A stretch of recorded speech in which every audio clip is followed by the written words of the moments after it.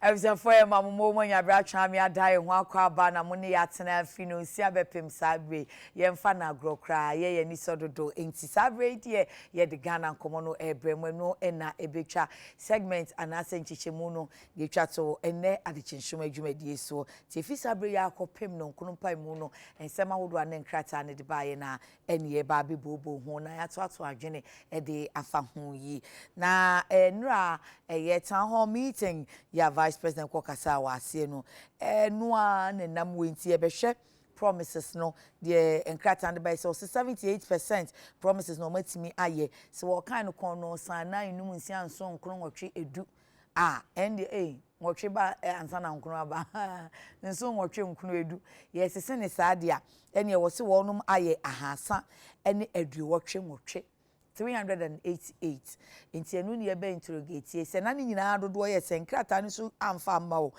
ankyere ye yom kan so 78% done inti yaka say ye ban in figures wo ma 388 of the promises na ne dodo ye saying you know much 388 inti enu ho komo ena ye ba bedi na fei Ghana adehia wonum ewo China enye omu nyina sade abrante buama bekwen Bernard bekwen buama BBB ye ne kasa eno wo kan se o womu nye omu nyina adesiafo ne ye be 6000 ene etwe na emo omu wo Wuhe province ni Wuhan honoma yade ye COVID-19 se makacho se si ano yade no tietia ni din a yade ama no ye COVID-19 womu enye ehyasie fiye no eye Wuhan ho no Ghana adisuafo no ye roughly ni rough estimate so ma ye 350 ko mo de be ya ye nkofa wo mo emra if so me ma schools bi a teachers no se o ma ye infected wo mo anya bi nti afei ama wo ma bo sheki kakra wo ma kuma to say now it's getting closer and anran so ye say minority on parliament ka say ye nkofo mo mra ma ba ultimatum any ade nti eno nso bebusa se ye kofa wo mo aba ye nhihye ye ene sei anase o enye hu nti enya wo mo ho na men's gold customers ya enura wo mo se afedi asem wo court wo makọ court wo mo free court oba no eno nso na hia wo mo nyanya akomatoye mu wo mbo nyo wo mo enti wo mo de petition ekọ akoma mampani wo Jubilee House wo mo de call ya bus fa wo mo nkrofo ni bi leaders ni bi ekosi wrong place say Christ the King Cathedral ho ma police koche wo mo say ha security zone ye mpake ha ye nyina ha enti achemu but ye ma wo mo bill no eno nso ye bedi eho enkomo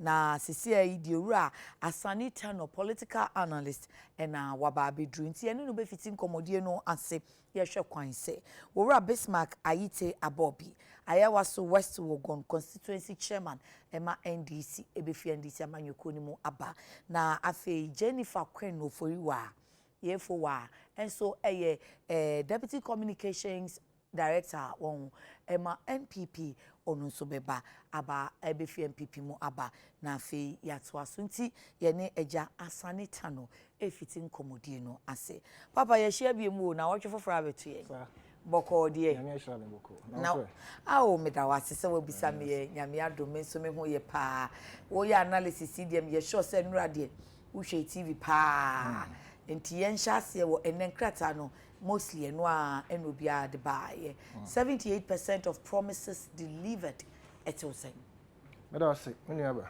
mamfa akonya so na menchia ahwefo nyina na afi so menchia despite group of companies nyuma pa omodi na omode bua Ghana in terms of employment ene derubo na afi so machia wankasa ohima ansa na mebe sha se dem se no ma bi hakakra nka me pese me de betudwa politics ye yimu na kamya te se amanyakuo kese mienu we no omodi no ma bi hyehyɛ politics mu a wanhwe yi adache bedi yenya any just the omaninya na mum ebedi individuals omo perpetrate sa crime no enya anything wubu nkomponko NDC mu a na se ope obi a ye say obube pa anase ye bisa o se ho na wo hwe obube pa wo Ghana politics mu a obi a better than sako NDC mu ewo papa bi a friend no em say we parliamentary member also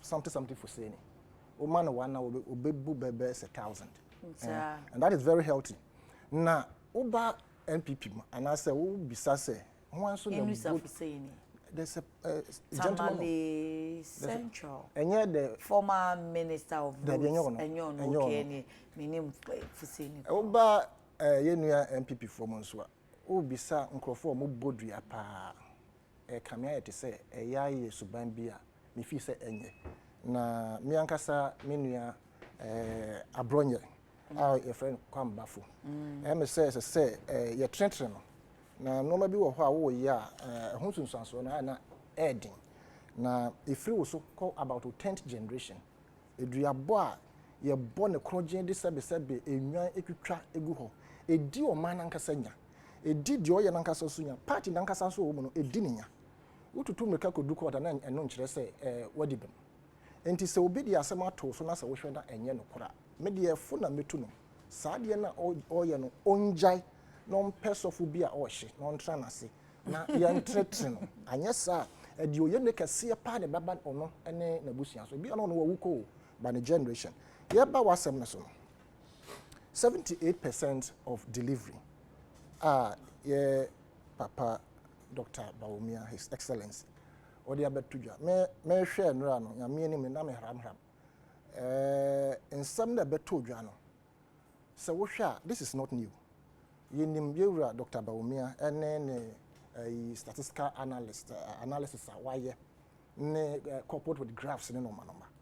But yembi say ho say, how had the fundamentals be in terms of say nipa said ye no ahohihia esi esosi ate anase ye ho kire a kire ye no anye bia no akofoma na we mu na ye hwehwe graphs and those things will never solve the problems of this nation in terms of nipa bottom in terms of adwuma nipa ebeye na waboa nkrofo we nyina no am say town hall meetings started from mpanyikofo na breso ena ya bobo ho sa yem bi se ya ho say all these town hall meetings no edi ensunsuanso papa na etumi ade abre oman no in terms of tangibles infrastructure say be ade ka say ye we na ya kosi wo ma me 78% no nanka me fee say wo bechechem pepepe say Ashanti region say ena ye jobs say ne creative health sector jobs say ne creative agri sector jobs say ne creative all the phases of the economy.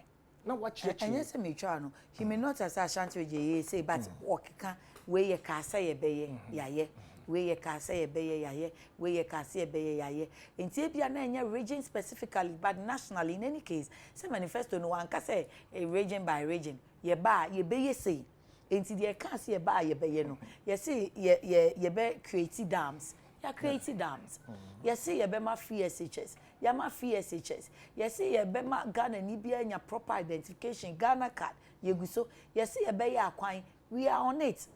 And yes sir. It is all kinds of tangibles me so me on that papa because if it's roads or say e kwan enu ni ye and I say e what region no there or what region cause all can region was more narrow no down to the regional original. The Okoye wa Ashanti regional. Oye ma Ghana nyina. Say nyina metin kran say me hwebi. Obi so to otindokotwe ono so wo hwebi. The year patch ne say and I said the me as an analyst na me patch ne say. Wo bobo sa no ma no kire ye say regions are wo Ghana mu nyina ye chiche mu no. These are the employment we created in the various areas. Akwan say ne yatumi yi within the various areas. Employment say ne yatumi create within the no numbers. And no nebema obi who say obiti Ashanti region and I say Greater Accra region obit me a challenge say health sector no sa analysis are about in terms of job creation and no correct but so ko jina ha na kind of what trust I say you create your friend say address system whatever it is you can see a national ID national ID is not completed we are still on course you nim study you base we although it is being done a kwan ye hu some more ya kwan hen na more ya kwan one of the ministers I will tout out any minister for roads and education minister deputy no he has been my man forever I've never met him Dr. Oseya yes well yeah obianka I felt say he would have been the substantive minister for education because Oshe said your what team or cut down to the grass na or church them or what team microphone you can see say nkrofo say ne say the BSA mom ye adwuma. But I'm saying say Dr. Bawumia has done it over and over again, His Excellency. I nim says about statistics, about economic analysis, no one indicators but I'm saying say has it transformed the economic situation of this country and the people? But he said it. It has not. Economy no ya assistant. You see, they've set it on the path of growth. Watutu niema ye. Ema can specifically say it's a siano inflation rate was a siano. We need the lowest since 1992. Many aba. Eno edi na ya maye. And this no mo wa aban mu no. Did they ever come out to say the economic situation is bad? And I said the indicators within the economic system no bad. Every government will come and say the positive things. But yet you feel the heat. No? Analysis. In fact, this going around to do a town hall meeting. I think it is not baseless. Oh, it is because too strong. Now, say why you dey say so obomu de will be and will be ye will be soon say. And I didn't say ye can all marketing e ho so. E was say ano all marketing aban ne kan say obeye. Enti say wan kan ma manfo ahu say oh ade a me ka say me ye na ma ye ya. What one no obi so akosi nachi. No wakotwa agu nachi wakoye na adobone yi nkrantie na asem ni bi. No akwa say won so wo share mo bo wani so. In fact, dear Dr. Bawumia, and this is for you the same thing. Yembisa who say, a dear Susan so papa pane de brain. One not say, Unuma, ever chess or boom the chawado. Inti say, wo ye Jumana say a Jumana woyano, a year crojin, Emma Obia at dinner one. Yanni a beck can say Juma more, a more peer for Juma. Now, so one and now walk figures, graphs, actually. In fact, or more better honing yanano. Yembisa who say, I hate. And no more the graph situations, the analysis a presentation as well. Most of that I would say about 98.9%. Among TSA, say graphs, it to me produce A, B, C, D. We are looking at the fundamentals. In Crawford, more sa a catch, a dear human or more. In Crawford, or more actually, or what is their situation? Exchange rate in Crawford, more deep our money, or more cotosi, at the same. And because they see a from Kaka. So you are 5.5, 5.6. Okay. Na time omuma abem no na emdusa NDC that but a time omo picky fee yura kofo ho no na ewo fom hwe ba bi omo ko duru ye we mo so buy no hwe ba bi omo ko because they use the exchange rate and petroleum product as politics because obia no obeba no obeka kire me say Ghana exchange rate e ba be conform to the point say be 2 cedis to a dollar. It will never happen. The economic situation in the world is always increasing. Until you want to mean can say me the exchange rate a politics. Want to mean can say me the petrol to me and I say you to move a politics. Or mobile what to assume or what to petrol. A bambien oh, calculate here. Some time ago, or more now say President State of the Nation address be can say so nin kania boy yate so exactly. PRC share ma more just say exactly. And a bambien wa obeba sa social economic social amenities. Yeah. On can say on tiso. Okay. Definitely there might be reductions. But you be say if you compare the quantum of increase and quantum of reduction, now how has it fared in terms of nipa yen yasitrim? This is the situation we have to analyze. You have two petrol muhin, you have two swahin. Now what percentage and I say ratios now at the same. Me come man this mean MPP. We are there meka. Until we are saying say abano e mo mon ton futuro engu yani. Both MPP me bonfire sank yete na Ghana Union movement. Omo abe woni na omo abe di oman so. Na NPP ni NDC omo opposition. Na yen hwe how the economic system will be. Now yen hwe the argument they will put out in terms of their performance and maybe a new government. Sampayen number, but the question there, Dr. Bawumia and 1 too many, and I feel say NDC did the same thing. He has never given us. I don't narrow in what Dr. Bawumia a government policy. Yeah, he has been the forerunner of spewing out their achievement and then what they intend to do. A bank could do it in so many ways without going around to use the taxpayers' money to host a town hall meeting, because the town hall meeting has not proved anything. Democracy is expensive. It is expensive, but we must look at the economic situation of the people. Within 4 years mandated 3 years what we are achieving 78%. No government. Until you are doubting the figure? I'm doubting it completely. What did you I doubted the NDC figures. I'm doubting in the sense of the economic situation of the people. People are suffering. They are suffering. People were in honeymoon. No. I'm asking. People No, that is why I'm saying people have always been suffering. Yes. Like, people will keep suffering. And we'll elect government to ensure they will lessen the burden of people. Okay. It is elective. Now, 78% within 3 years. It has never happened in the history of any government. Not just. Anything on money achievements, It is not. The figures are not correct. All right.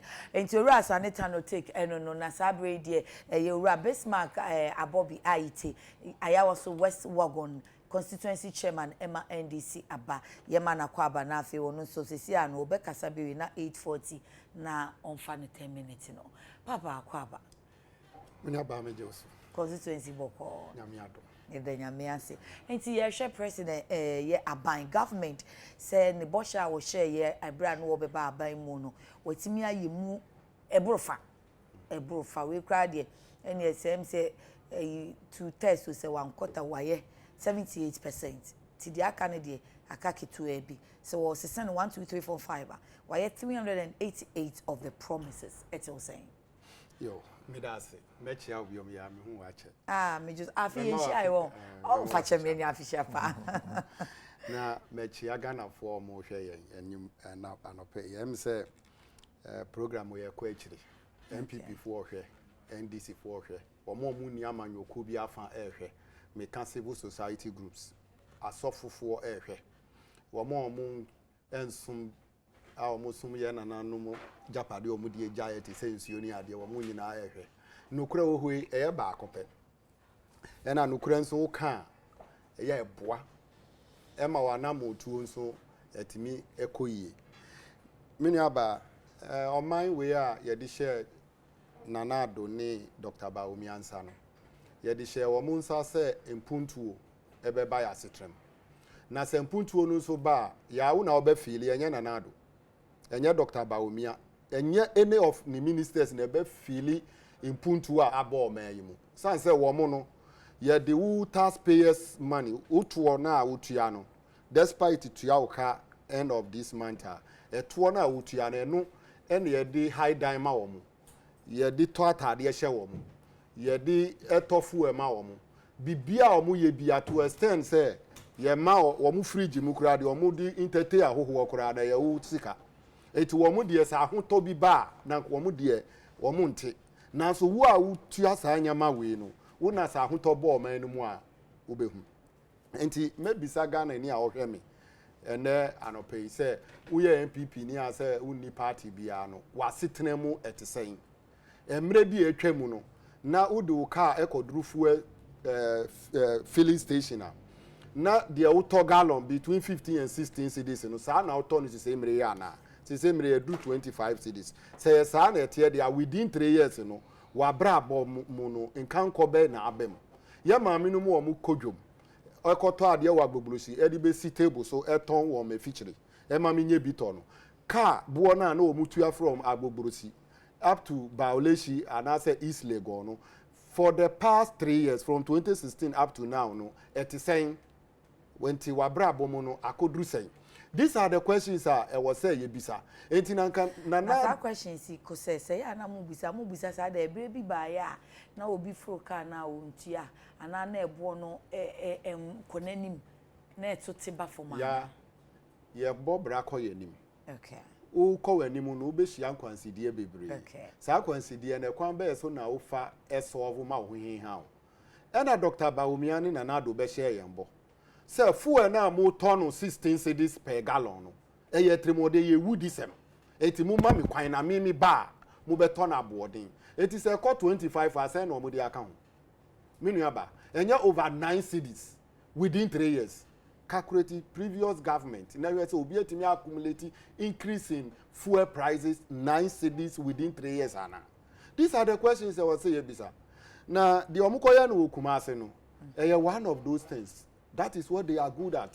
but omu fi say Ghana ni sempo se nipa na nko school kura ohu 1 cedi onim say 1 cedi the no di 1 cedi ye no mere bi atwa mu no say afia me ne wo ka say ontimi fa 1 cedi nya or problem I also be sa ban say baby odi yesika say mo akoduru no eye omo ko Kumasi frankly speaking say obi e ma situational report accounting to the people say we start project na when we are we are project management our minister in charge of project monitoring and evaluation should be able to tell you say ekwan we are me say me no ma start it.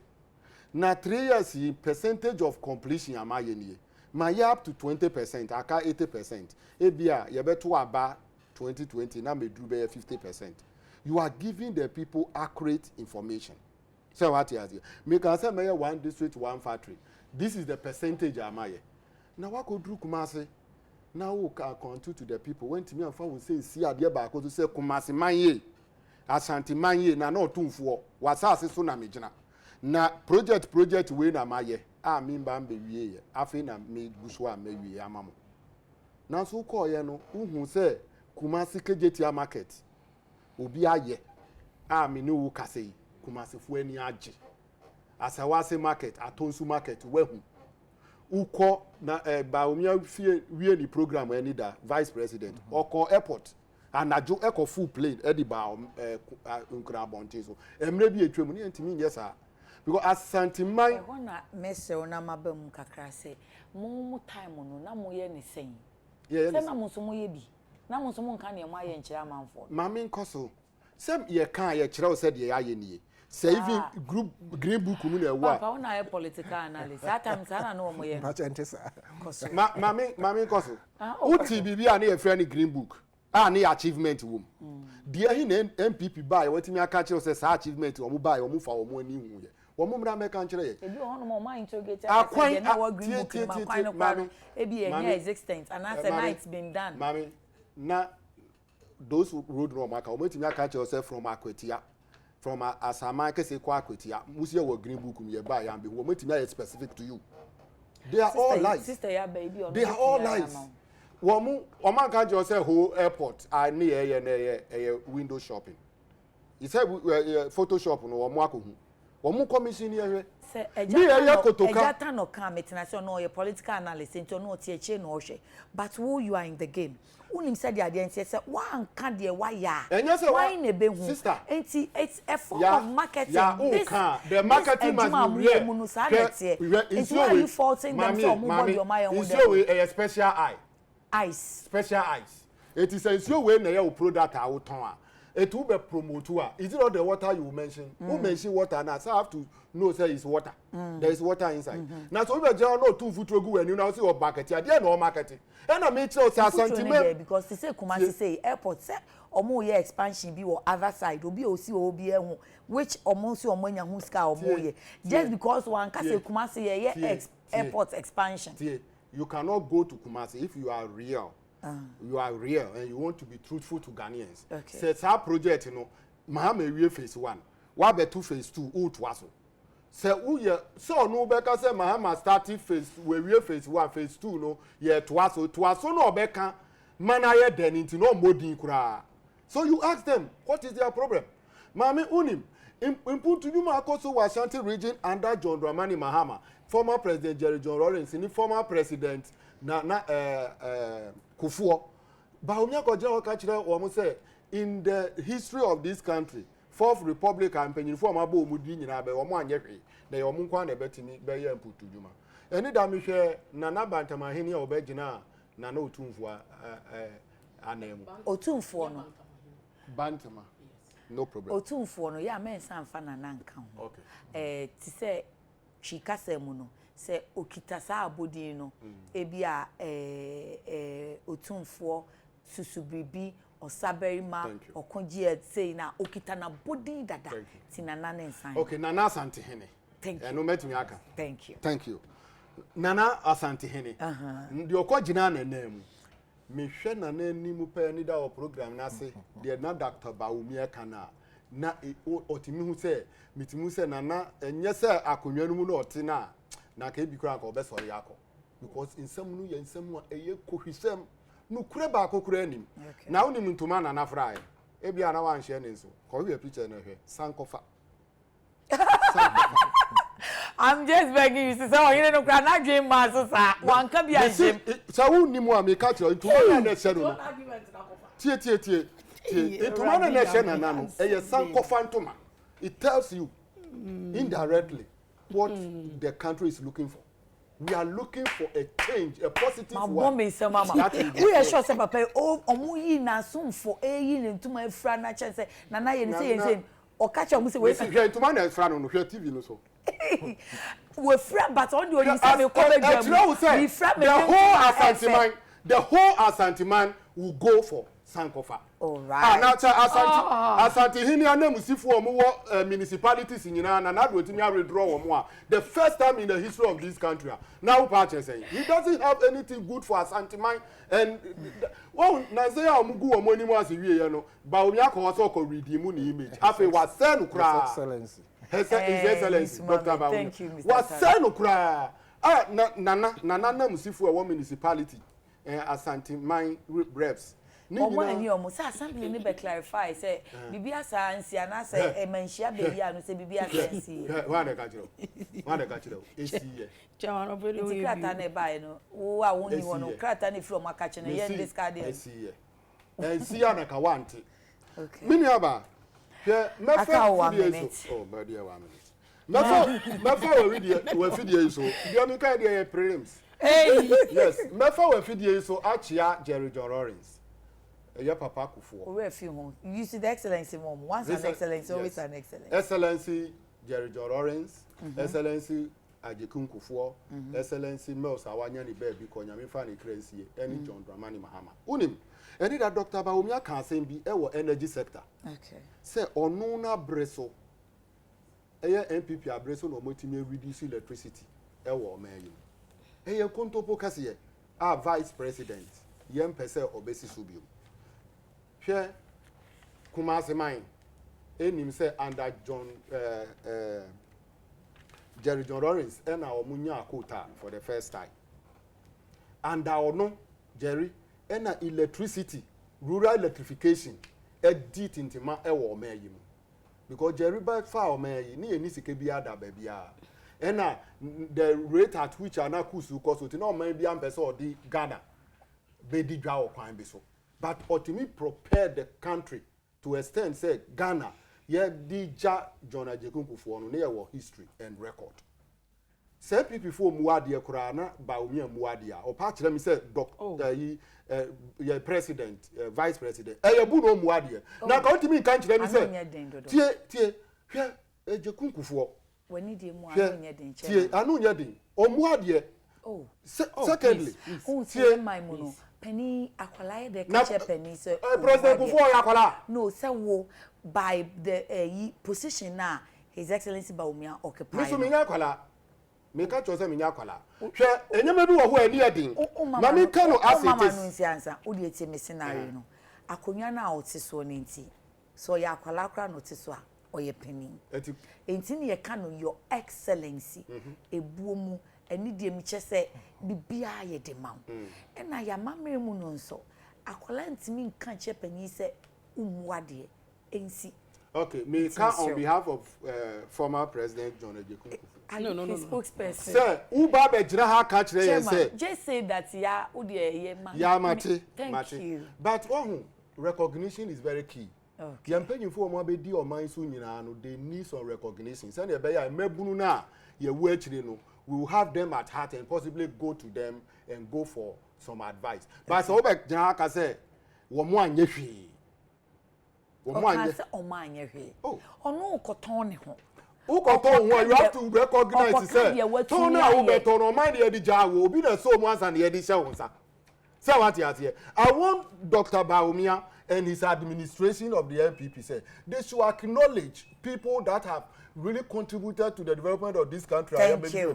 52. Chairman, where electricity okay, we me baby omo. Metro specific ECG or control ho, ye be ye free ho, ye debt, a car, many years is here. World Bank Abeka say Ghana will risk going epic. Dr. Bawumia say he's better managing our debt. No, ye beba ho. Etu dia ma mini aba no. Me da see yenu aba Jennifer for you are queen and so your deputy communications director ma NPP wa ba be kai sa enti ya akwaba. Yenu oba ya. Na ho te say. Na me adum dwane ja. Media me show. Mama afrem so oba. It's how ne ho ye de. Ye da nyame ase. Na enu na eja kanu edikan aka wo say one a political analyst. E be your first time we share ni. Debbie. Oh, uta share no. You. E ko be 8 years. Aha de afi na na woni na share. Na wo say de enu his excellency ba umi akokan ye no. Ehun hia omo say sika no betia bibi foforo. If we say niama no kan kura nya tangible. Eno abeto so say wunia NDC ni so ekan nti some 78% 388 no amount for more questions amount for ne bi ni nti yo ma no I'm representing Ghana for they are Ghanaians obaya ma Ghana for nyina achi na me ma abedwa for achi bisa sane ye share ya che ache pari ehu say ana say akai the memories aba okay ananti na dukuru mapa okay and me nko bibiri ti de ye fa mi si ana me ma champion so achi afi do sentoma argument be bi atiesi no no so when you lose way no on the argument or issue or na e so di ko fa be mi hu say analysis na anya ode there be say me ho na ja mi si and you know I've been away for na bant ma hene wonu kra na ju kra amaso but wonu so kama ni si so fine so unti there be say eduma no ya understand chairman I've been away for some time be 3 weeks you take akra weekend na me buy unti me da Amsterdam for so me do masipai na yeda UTV for despite media mase me ko nyina na omo ne medi ensa wo so adwuma yi mo ana mo boy maye na wo hwe nura adefefe kosi kuma se me fa nchianso ma his excellency ene mo New York kese pa ma na be de akiri Dr. Baumia ene apamfo nyina ko wo se no na nkran ye din no obi akọ no na nipa ne bebre ko ne se be ba traffic amato mo no nya asem kitu anka ma dada na ye kan ubeka sa de ntina ye sa kapoma na ye ni ankasa ye dwom na ukase political analyst minu apani Mr. Sanese ade na ekoye no kra no enfa sen kan fa so ni so na anya sa no so kebetim diskana bi foforo na won se obodon komi so na wa mo adom clean Mr. Sane me bo mame chairman ti he ya odi argument na kofa san kofa ntoma so enko onya argument de mame oh nim se kente kra bi din kra de Obama onim ade kra ti okoku se obi afri Obama o se ne wo hu Obama de next NDC ba win elections bi mu Obama kente what ya for me ya kire so bi hu ade kra so wo hwa ade en ra ekoye na efe ya ade fefa ekoso ye se wan kasa wodi wadwuma obaya wo ye wadwuma na wa mo ho mrane a sorry wan ton woniam a wo to ene school ayekono no ehun ya se better exams anante de me chenase see ko uni kan hu hia say lecturers kra na say school no administration be set exams amount say mon control they do that because some person mo test friends say we intelligence level and say wonim de ne usuade a wo de ba school no mfa so a abaso ama wan kasa as a person any school na wo ba no the same thing applies to your politics so hu ya adwuma mo NDC fo ya yenye hwe Mr. Sane de your political analysis to there minimi nuanom kasa sa bia na mabon na sam so yenye hwe na Ghana for hwe ade amaye Ghana for person mo chese omhu ade amaye now no say ya modwa anton ye nsempa eniema ya bia nipa ni bi hu ya oba ya bede na obi ehunu se ebi e ka se ye de ambulance aba 307 constituency bi anya baako ebede na obi ehu se ya ka kra se enne no so da ho anadwo na so ka na edum a you don't need to wait so be twa no pa 9 no akwa delay akwakoto electricity abegu what do you call it wo meter so ansa na onya power because ebi abekọ adwuma kra mpontam wo da ho anadwo edum a say ya phone nko ekura wo nko ade you should be able to have an access so be talk an ya da egu phone so sansem wo nyina se nra ya nkokire mu a ebede na temamufo ate yenka ebede na temamufo hunu de ye say 4 more for na 4 more to do more e de enti ne yesre Ghana for so omunye yemu gidie yi biem omo fa akonya foforo mfie 9 enka ya ho na se mfie 9 beyond enka ya ho ba bia ye duru no ye ma 388 promises we manifesto now we'll be able to do 303 me kasi ye listing in be fire time which is about 78%, okay. 77-78%. So we calculate here. That's the percentage I will be. Manifesto no mum dudu nyina na ye 388 and my 303. Yes, please. Okay. And I say be a yebe ebi ni say because just ani bisa bi say yen yan ade ba ko ameka ombeka say e obi ani musem ye kama na broso omeka say omuhu bi kura no wo dey free SHS because me ba a benefit. Okay. Chairman tie na wo fa bi ekobi Mr. Sanobwa Mr. Sanin so wa bi a na wo fa bi a na ninu bi ba obwa eye dey ekobi so ti ase enti omu nim hwe kra man for say matwi mu dodo maka aya kana na yanka bede no hu sa ade no because enkrofo ka say ade na nya de ni me ba na metie yero kujeto ablakwa wo mo sister station say ye ka no eno Dr. Bawumia kan say me o say aye double track ye the free SHS buy because ye pesa akwala bia nya akwanya not necessarily say obenya akwanya na ko school ni keke na emo ye be ma oba bi papa agina so we school no kra na wantimi anto so anko suapon kese mu kra na wanya certificate bia ye dey ekita ubetimi dia vocational na technical way e dia build wo ho up enti akwala bia nya akwanya no nko school e ba asante na master stampede ye dey ba school say wo de policy bia na say project bia to of course enya wo start here na go na eko ye hwe iPhones ekita ya so mo start free baby and ya ba be do 11 ya ba be do 11 pro and me be de kita we oba me wa oma ba me chechire ma mo wati ya ba be do baby nti say ye de friend say policy ba na ya anhwe ho kwansibie of course eniema ba be kaka ho na mo ye dwa adwenkyere free ti mamufo na ho no sanke ye ni se anka beboa ho mu bi ne copy say ye nya ne double track so that enkwala ni nyina benya akwanya ko school of course people have issues they had issues with what do you call it with the double track too and untina you try to expand schools now so we call friend say okay uko pokuare other schools say hu say education ministry ACC adan ni biye dey eka ho me ba se na metie okay FM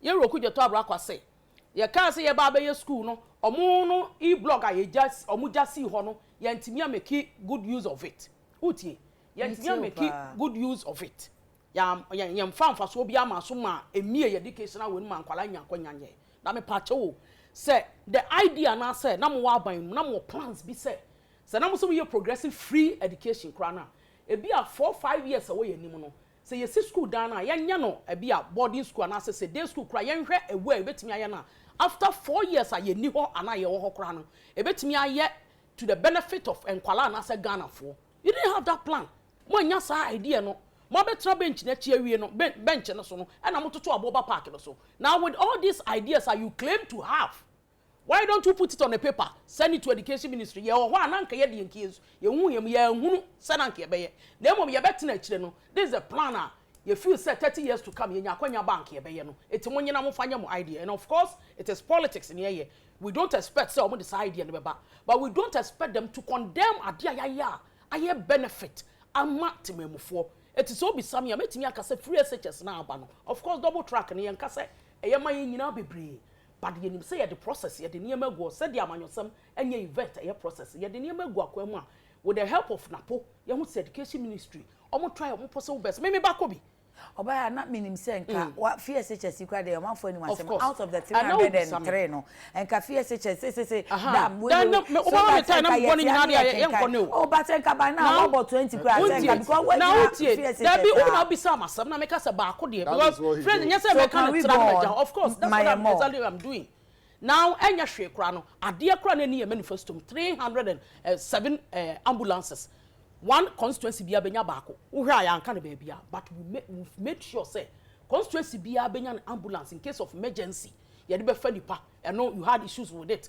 but yet krom ha na mo westi Ghana for sika ekoto empty van e de ba ha e penti hu say e ambulance na hwe nim ye kra ye de yi ba ya na ye nya nwie ye kra enso ye no mutua ya so boa wo Ghana ha say ene ye de ambulance aba ene ye nche ene ye radio so ma ya so ana e ba ya ye chane ne monum nsam wo and ambulance no kura ba ya no you training unqualified people so mo nya adwuma wom so with NDC life no they will have issues with whatever ye be ya omo feel say enye to their benefit we understand now me mfa nko do wonya ha ya sa in house green friends say we ya ye be dua tomatoes ye wi ya process say ye be try e de akọ Christmas ye ni gisem bi buy made in Ghana rice aye yes dua ni sremu nipa bebre di bi wa me bro bi wate nipa bebre DB ema wa onim se de bro nya Ghana fodi ye wo hwe ben me ya wanwan anya hwe kra no wo hwe kokoo ye kokoo nsem a nanka ba nanka twa kokoo nua na de opa me bro bi so unya bi ya ehu me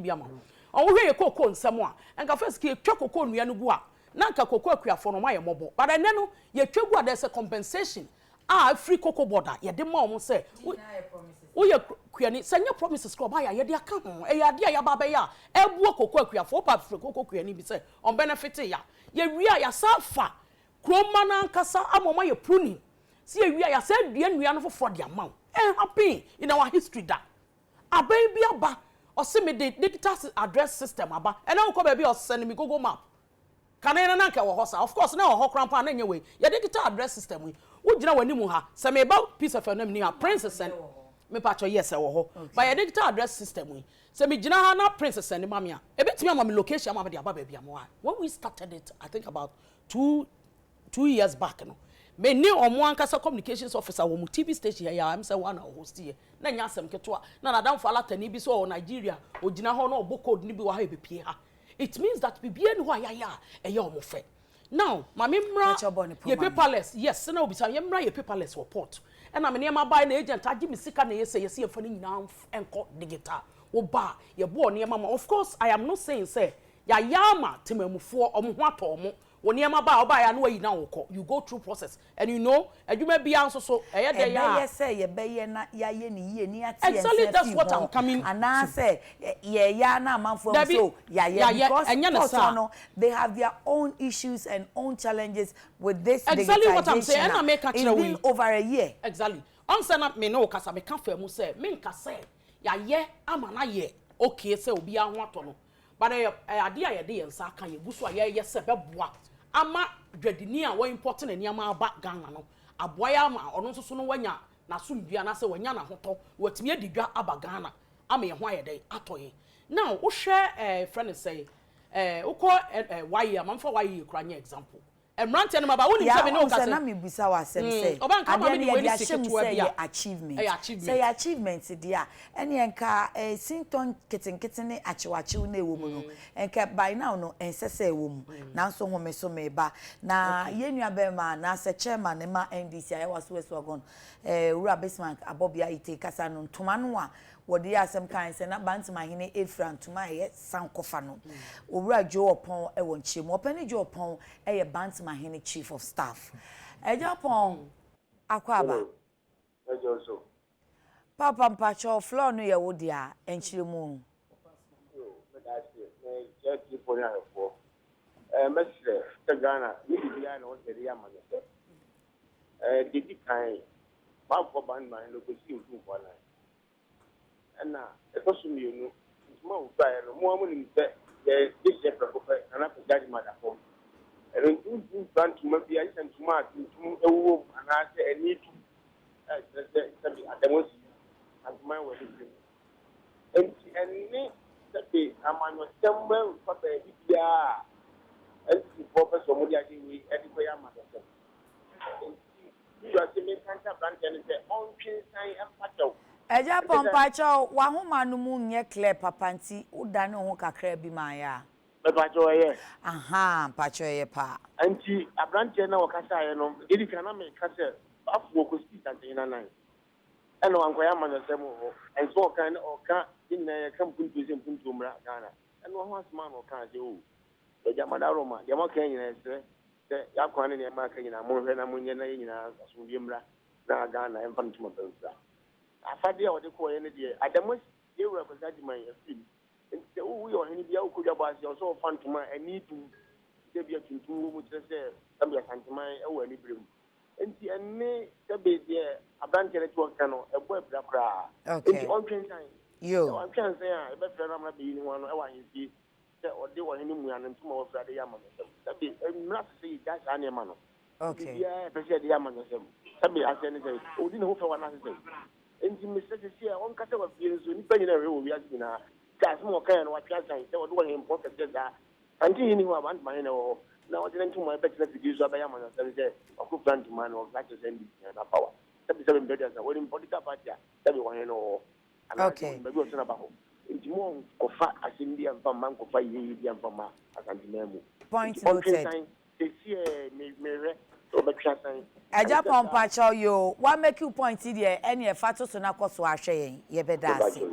Eja jo upon a Bantam Hini chief of staff enti chairman Bismarck Abobia IT. Eja jo upon say open retraction. Eja upon we will be a mechiao. Se minchire mu na nkoyi a mesrel fache.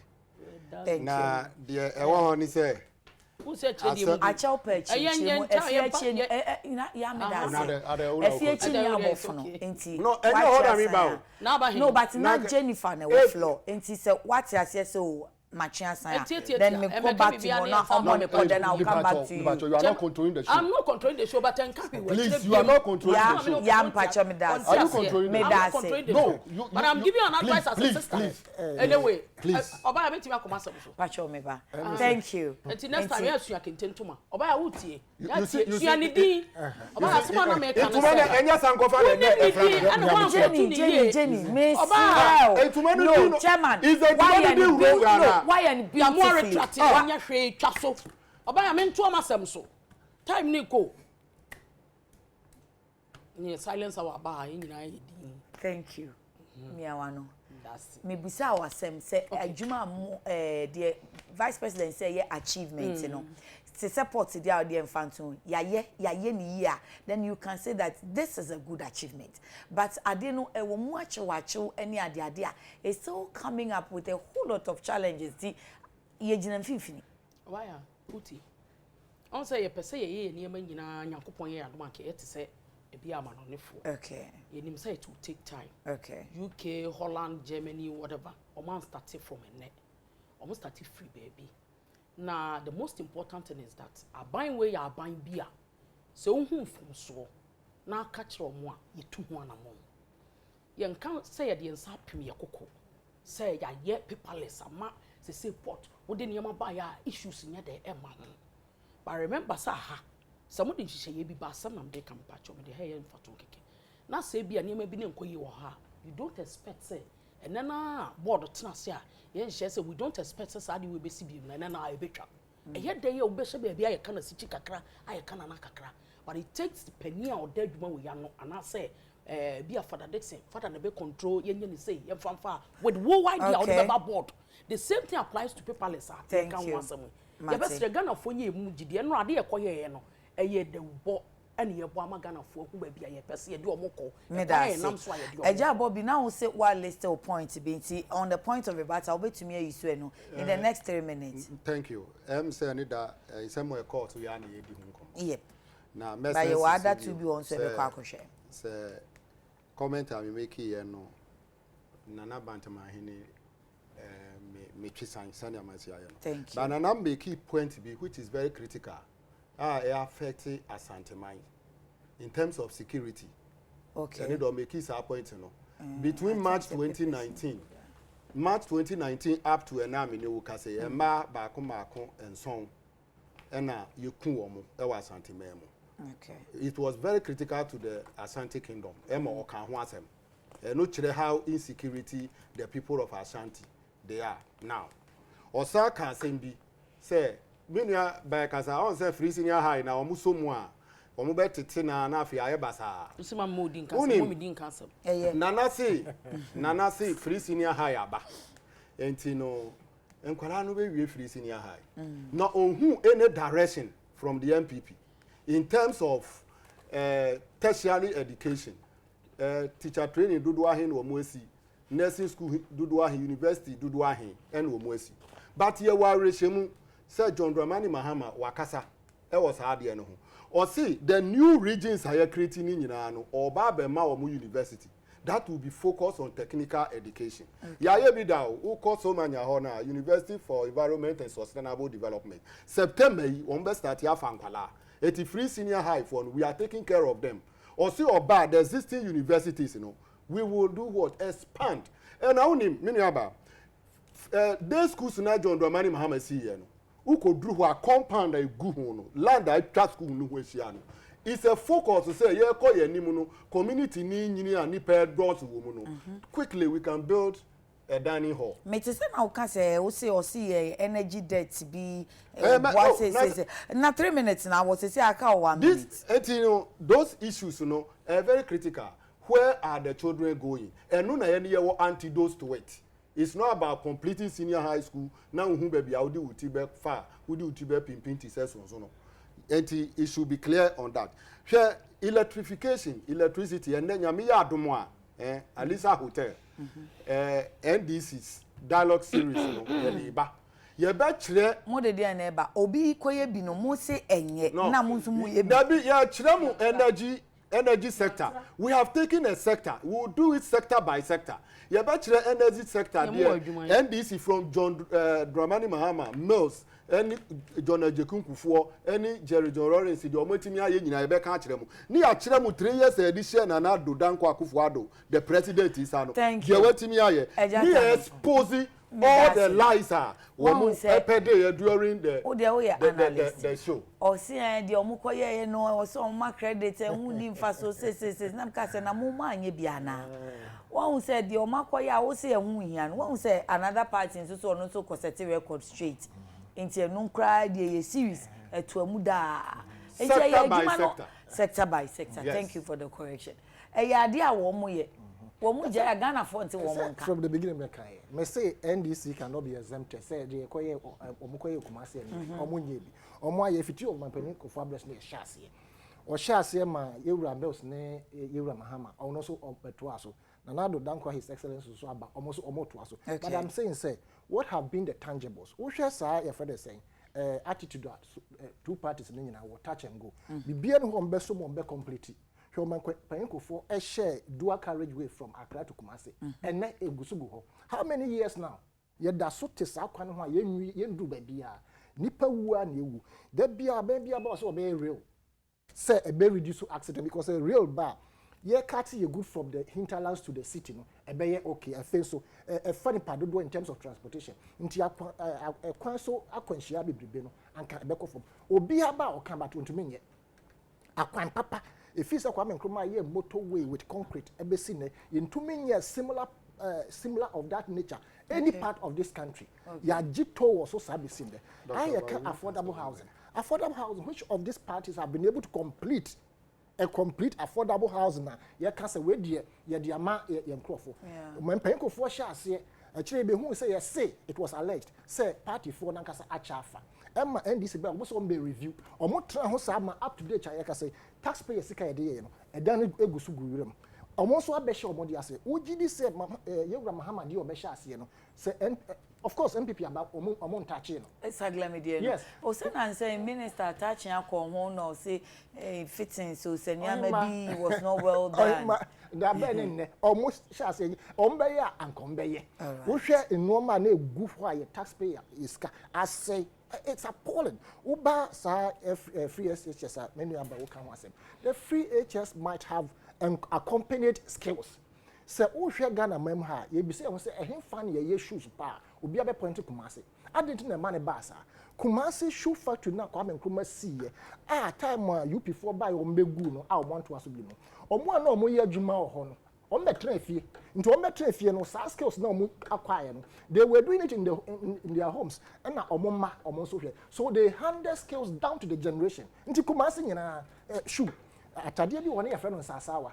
And now can pama ka beboy pa to showcase the Ghanaian culture and so can. Sasawa ne pillow ne reefs no. Ufa voter region ho baby a ye ntoma those days no. Omo twitwa ntoma no esnisin na beka no. Na timamufo no kro no omo kosesa. No mo dia ye pillow omo di bi yensa sa wa dia so kakra na omo twetwe sisi ani na omo so economic ayi a omo de ehwe omo enne sa no mani nyina twa because the factories are not there your friend is industrial attachment and then the industries are not more there and can upon school and industries are not yes there. Have you heard of industrial attachment these days? The industries that are there. I think it's based on the school ne course how yeah because me one school me ko teaching practice me we be more omo friend say national national attachment what time we are talking about now say government industries for him because you say government has no business in doing business into factories omo nsi na ye wie aka say okay monko attachment ebi wo hokra wo me da say eja tano me da say obaya meet me and say je na omo consensus enka papa yi dey political analyst obeka say we dey menu we dey akoko besa say nya akroma na no pe kra de na eja tano dey nso e te o say eja tano na nkomo bo se ma minime na adwuma yi aye bi eti yenim se de adwuma ne nyina ye no okay minim sa aban ba aban ne massa obai no ne bia ye confess mu eda ho se fine bibia ne ho ye wo akan kakra ina smart say ye oman ne ye ne ye fro but chairman me kan ma bono because we feel aban mu nchai e ka o mu ja na ho ma ye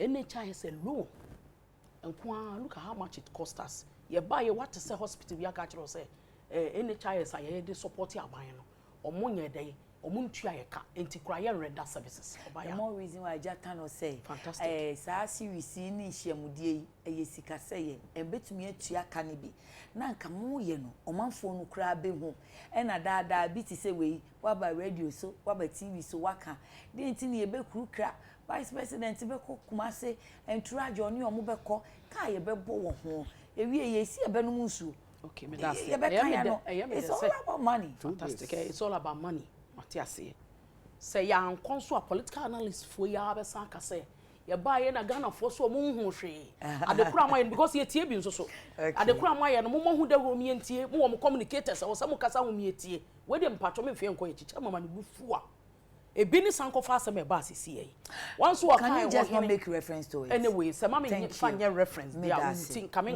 come meeting so because asem ni bo ho na one te ho na mfiri wa ebi ne sisi si akacha me be babu fa bibi for your reference ye kan no o ka se eho eni emfaso na se kam yakwakoye se ade ye nra ni nyina no faso bi amaso a waste of money and time but ade bi anso ni ho a ye se money buy something work for itself sika ade bi ade beto bia specialize ye wo se so ba mfaso ye den emma ade na ye nra no was necessary se Ghana for ye be kwakoto aba ye hunu niam a yaye na me komisa asane fie anase indirect campaign indirect campaign na mpacho ntike ye be ko mpacho be ko elections me anya campaign because it aben set time so be campaign time no so da ben itinya me Mr. Chairman so almost start campaign da ben won see e ko ya de esuatra copy and paste copy cut sa ye wie ye no mo bo chenku o Alisa omo kwa koye bio but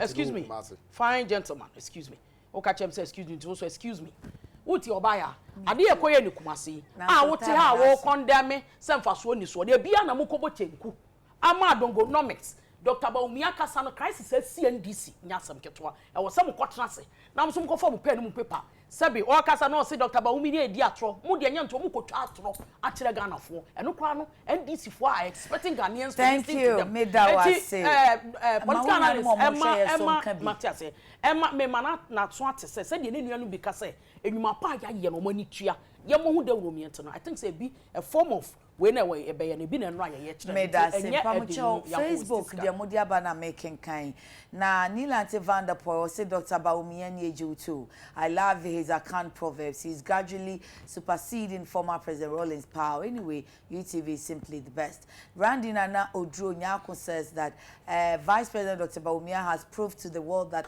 when it comes to how to govern a country NPP is the best party among the rest in Africa and truly the NDC people don't have any better alternative for this country hence they should back off. Martin Boama says good morning sister please tell Madam Jennifer that I admire her a lot but her party is making things difficult for us. She's too beautiful to support the NPP or even do politics. I'll be happy if she is my sister though. Antonio Oben Ablade Fiakuma Zungu Takrade 78% of our promises delivered says Dr. Baumia. Jennifer Quinn, so you set your own question and you mark yourself and you are saying you have performed well, Abby. Back to my opinion. Dr. Baumia should let Ghanaians do their evaluation themselves rather than his government spending time and money doing their own appraisal. They should wait for 7th December for the verdict. Augustine Faye, Arizona, actually, sister here, NDC and MPP are the same. I think we should give Mother Ghana to the chiefs to rule. I'm Faye Augustine from Kumasi Kwada. So, Black Hawk, thank you, UTV, very much for the fast update. God bless you. Adom Ofosu says, please, I'm watching you live at Nkoko. I greet my mom, Rachel Adoma. Okay, China for so sharing. It's mummy and share China for yasemina yenshe. And parliament minority say yankofa or mumra. In fact, mama buying ultimatum say yamani brain when you ye. Now no pension ne nukes China chapter no general secretary. Bernard Bekwe Boamakasai or sisi Wuhan honi uhe hono. Senkadisian for no money be found by a say teachers ni bi ena enye bi ena almost you said the spread no see etie. Omo share Chinese Ghana ambassador na embassy or China.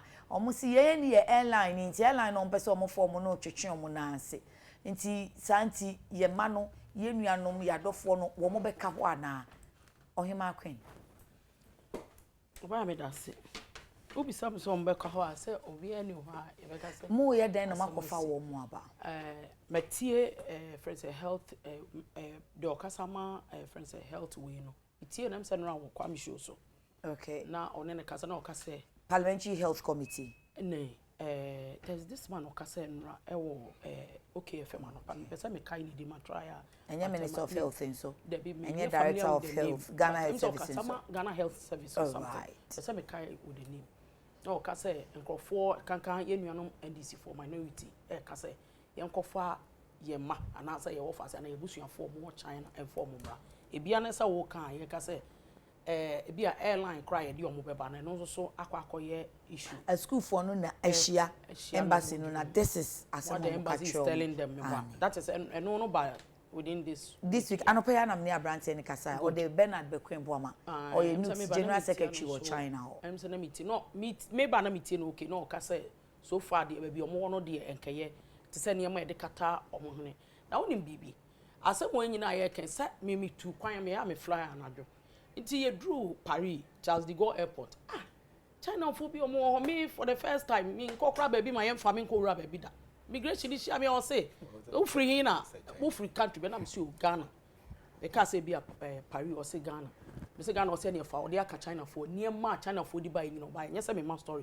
e be na me ni what is happening answer na me pia hu say ade aka takata nkrofo anu go migration and na me ko ready online am hu say say ya say ya dey aba and truly ye take am China for women now say o ma cover omo niema I watch video bi a we see from crime say yes now as a woman and as a ban no I think a ban no ebe make provisions towards asama abai me timi nyina ha enkasa ma health ministry and I mean kasam so a minim but the minim ne say ye nhwe ma yen fan say yen kwala na say ye busuafo emperish e wo baabi when ye nim say ye ne kora bo wa ene kora na meti say kwa me kana no pesa afi de o manya din bia ma no mitimi mo COVID-19 yes afi no mo hu a mo kope hu aduru World Health organization hu yare ne din na mo kope hu aduru e de aba well nyas afi no mo hu ne din necessary to say but discrimination na dey ba China for no nti on be so mo say sisi na ye wiase na ya de because o ma declare no health emergency nti just so ye nye racist and discriminatory in China for no in Titia watch COVID-19. COVID means coronavirus disease. Okay. 19. That's why I don't know. Say December 2019. And in terms of 19 also. But at the end of the day, started with China. And we na bia nyina isuru say minim krofo mu di dwa China o mon koya o mo twen say bia e beba fo mana say bi. We don't wish say yet hwa bibi besi. Sa nyama we nyina nti ne amanyofo ye hia. We give advice to ourselves say as a dana was say the merade say na nyane nka say yare boni bi kura pie kromada. That one alone was say the credit merade. Now hwe ye busuafo mo China. Ye ntimi nka say ye ja o mo ho sa say ye ja o majeje mu. Okay. We should make provisions. China nya baby accept your fracture. O meka say some mo me fire cry na anti ayede aba. I was said definitely how we should know why they make who are the we here. Ote who are the we? Nyina onya Ghana ni but me ya aban tim dem make exactly my point. Say aban will make provisions na ya hwe ade e beboa say de ombebe krom ha and I say be how to protect them there and not the health ministry ni beti yamaye proper briefing about it. I won't come and sit and say things I don't know but I know say utie omo nooks omo we na okasa no omo secretary na o see in terms of aduane and I say omo cover up we na omo de kata omo nim ne they are okay they are fine with it but e be eba omo classrooms or whatever no na ama ehun kakra ye there abam and I think I side with them With this, no education, health ministry, also theater, they will continue with whatever preparation or more to bring them back. So, ya bompaye, ye din kumo. Is it not time for action? Ye send crap chasika to horse, ye de boy, Sassika no say a day and a domestico, say a day Becca, and ye ain't been chatter playing now, or more that particular province. Young Kofa or Mumrano. Madam say, Miniaba. I must say, Ghana, ye bompire pa. And to me, while Russian pass, say Ghana, ni be contractors are a yari we be no. A bed, a mum. But that doesn't mean, say, yen traho, na yen shet, na ubi a nyan sana. Ghana, Monto Hono, a dorsum. Ye go ye Ghana Airways. Into Cecia, we are having difficulties in even ensuring, say, ye be Scania charter plane yadiko. Nipa omoka omo aso do 400. Nah, he said roughly. Nti adie na esi abank kwan said that we an kan say okay, Abranti and can say omo embassy no say omo yes omo kofa e be a private airplane no. I saw omo twetwe omo nan ase. That's the problem. Na say bia ekita sika but onu susuo say me kofa wo ba ukrom wi na wanhwa me so makoti bia bra me krom fo. Na internet say yankasa e bia ye fa kwan bi so. Ene say plane no ye de koba na ye be fumigate na ye make sure say ye be testing na hu say bibia ni me say ya komama. E say but you see yen hwe no ma bi ye. American citizens omo ndi omo agre. Even though this virus is alleged to have been created by America in 2007. And no more virus way for the American health sector. Hey, for a biological weapon, I've not heard this. Oh, almost it's a SARS, no, but as to who created what? Sometimes speculation about it, or much don't person depopulate you, BBC. Wow, I missed that one. And you see, it was created on the 22nd of May, 2007, and patent number is US 72208. 52B1 made in USA by Mr. Paul A. Rotter, Larry J. Anderson, William J. Bellini, and others for the US Department of Health. America, for any China's economy is becoming greater, and very soon they might be overpowered. The superpower of America is coming down. So they must do any and everything possible to collapse the economic situation of China. And this has repercussions across the globe. Because China, Silk Road now, or more, Silk Road no, is a form of network. Or more take control in terms of trade. They said they're not say trade route more. China is following the triangular trade. Exactly. Yes. And the Americans are scared of this particular situation because China is seriously taking over, especially in Africa. And the resources for the whole world is in Africa. And the world knows to say US ne developers. They are aware. I listened to the interview on one of the BBC. And so China for WHO ni UN Chinese people are aware. And you see, they will retaliate. But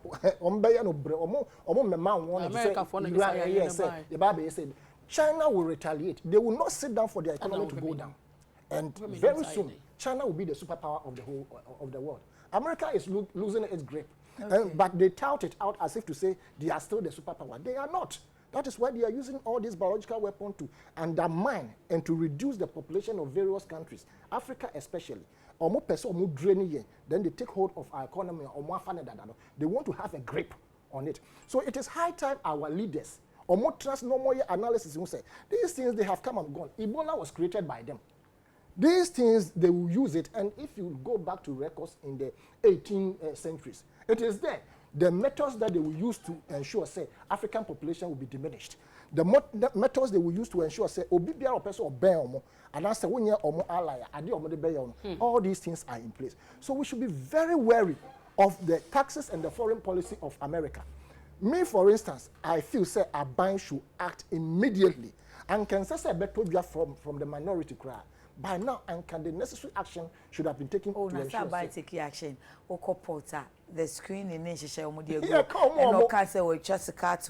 at the embassy has always been in close or constant touch. They say I'm on my worry. They say a free Friday no mukoshia bano. And at that time no, do school no more. And at various schools name surrounding we say. But there was a lockdown too.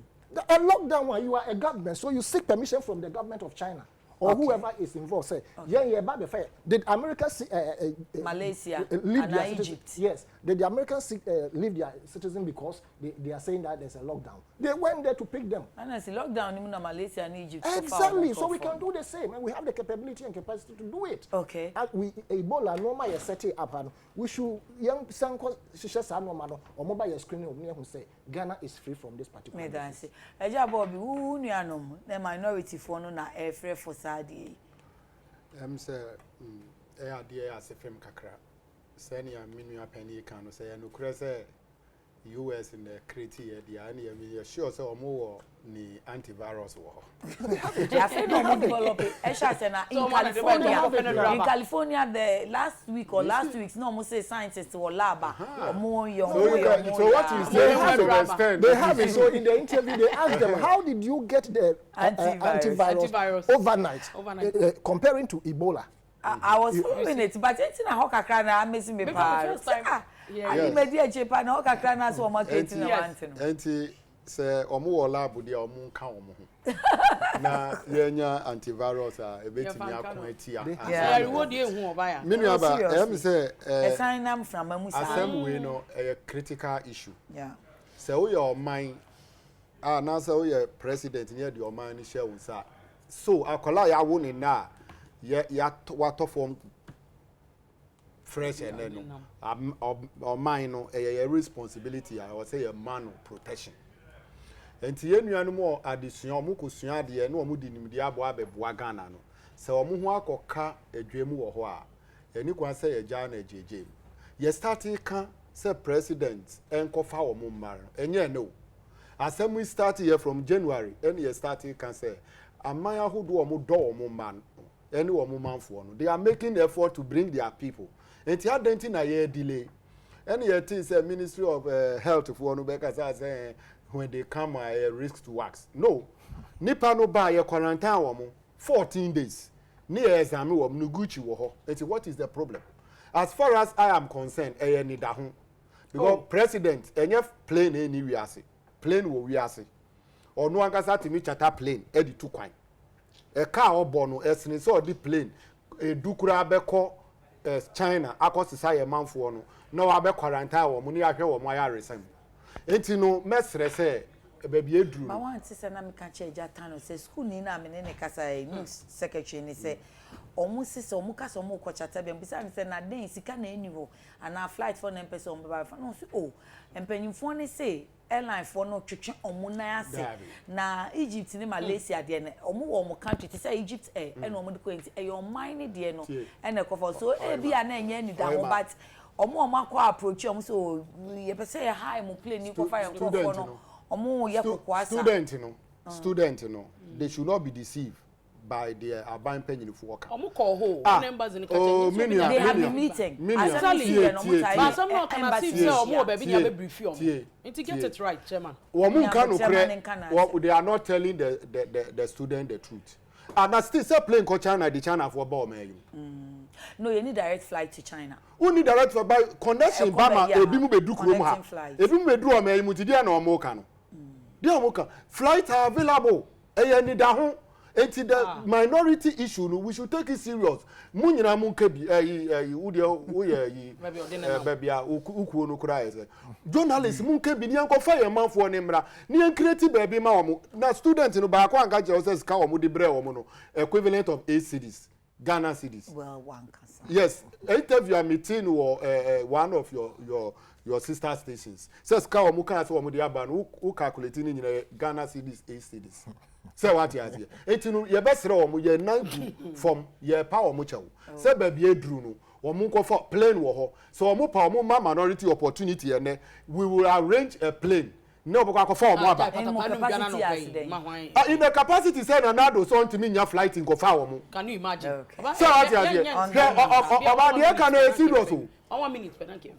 Serious. Now Uhia City FM enida na the cost of Kumasi cost City FM Ghana Pharmaceutical Companies omo issue threat that say edru a omo dia onkofo abeji omo ho dia supply hospitals no to take care of the national health insurance no mini wo kase you know omuntua omuka for the past 6 months it is abanye ntua they will halt supplying of medicine to those health sectors pharmaceutical then companies of Ghana a chamber of pharmacy okay and almost say catch members say a facility be who can supply bisa for payment guarantee because you know the reason why they are asking for payment guarantee. You know the reason why they are asking for payment guarantee? It means the hospital must lock some money at the bank. So they don't buy because thank that you. Is the reality. Oh, sister, unfortunately, you're 9:37. Sister, do you said the chairman say I buy it more than another my brother, Ninu ye PhD, as at no pay, or say it is safer for the student as at the moment. Say I will because on say buy you China for me see 800 way. Our more day say ama ye empire say okay. Mo tran bonti ana mutimi kasa se bibi wo mutimi ayi sa na ma won nyina plans me see na do timi chata play pharmaceutical way are working omo kra they have no way kra say was omo health insurance as e ka mo health insurance aba for me that you no Christian hospital timi kasa ma and now you suffer Reverend Solomon Kwabene Champon say men can say tell the NDC man that from Sunday to Senisa semenya ni yedia was in the green book but it is still the same into your semen country Adenta Cocoa Road Adenta Koso ya NPT kwada de chenshuma dwumadie no esi Adenta Cocoa Road so pay Adenta Cocoa ye dua cocoa bi from inside market ye dua cocoa ye di cocoa bi so we chairman Bismarck Ayite Abobi Yayawaso West Wagon constituency chairman Emma NDC na minua ba na wotitia pa no Jennifer Oforiwa Queen or your deputy communications director Emma MPP enti ye beda wo mo ase na ya sori so nyame adoma wo china Adekye Nsroma besin aba nyame fa won komra so